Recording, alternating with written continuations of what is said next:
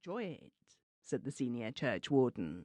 "But as you say, dear, he is going, and all I hope and pray is that we never see his like again." "And you'll come with me to call upon him, George," urged kind little Mrs. Pennycoop. "After all, he has been our vicar for 3 years, and he must be feeling it, poor man, whatever he may pretend, going away like this, and knowing that everybody is glad to see the back of him." "Well, I shan't say anything I don't really feel," stipulated Mr. Pennycoop. "That will be all right, dear," laughed his wife, "so long as you don't say what you do feel." "And we'll both of us keep our temper," further suggested the little woman. "Whatever happens, remember, it will be for the last time." Little Mrs. Pennycoop's intention was kind and Christian-like. The Reverend Augustus Cracklethorpe would be quitting Witchwood-on-the-Heath the following Monday, never to set foot, so the Reverend Augustus Cracklethorpe himself and every single member of his congregation hoped sincerely, in the neighbourhood again. Hitherto no pains have been taken on either side to disguise the mutual joy with which the parting was looked forward to. The Reverend Augustus Cracklethorpe, M.A., might possibly have been of service to his church in, say, some East End parish of unsavoury reputation, some mission station, far advanced amid the hordes of heathendom. There, his inborn instinct of antagonism to everybody and everything surrounding him, his unconquerable disregard for other people's views and feelings, his inspired conviction that everybody but himself was bound to be always wrong about everything, combined with determination to act and speak fearlessly in such belief, might have found their uses. In picturesque little Witchwood-on-the-Heath, among the Kentish hills, retreat beloved of the retired tradesman, the spinster of moderate means, the reformed bohemian, developing latent instincts towards respectability, these qualities made only for scandal and disunion.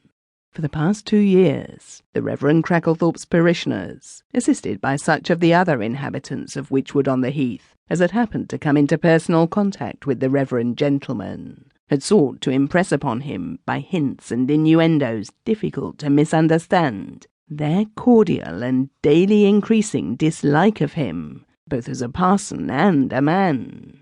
Matters had come to a head by the determination, officially announced to him, that failing other alternatives, a deputation of his leading parishioners would wait upon his bishop.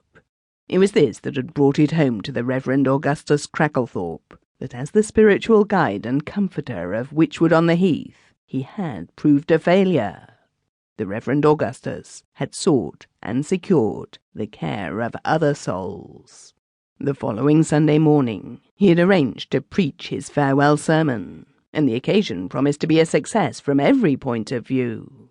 Churchgoers who had not visited St. Jude's for months had promised themselves the luxury of feeling that they were listening to the Reverend Augustus Cracklethorpe for the last time. The Reverend Augustus Cracklethorpe had prepared a sermon that, for plain speaking and directness, was likely to leave an impression. The parishioners of St. Jude's, Witchwood-on-the-Heath, had their failings, as we all have. The Reverend Augustus flattered himself that he had not missed out a single one, and was looking forward with pleasurable anticipation to the sensation that his remarks, from his firstly to his sixthly and lastly, were likely to create. What marred the entire business was the impulsiveness of little Mrs. Pennycoop. The Reverend Augustus Cracklethorpe, informed in his study on the Wednesday afternoon that Mr. and Mrs. Pennycoop had called, entered the drawing-room a quarter of an hour later, cold and severe, and without offering to shake hands, requested to be informed as shortly as possible for what purpose he had been disturbed. Mrs. Pennycoop had her speech ready to her tongue. It was just what it should have been, and no more. It referred casually, without insisting on the point, to the duty incumbent upon all of us to remember on occasion we were Christians, that our privilege it was to forgive and forget, that generally speaking there are faults on both sides, that parting should never take place in anger. In short, that little Mrs. Pennycoop and George, her husband, as he was waiting to say for himself,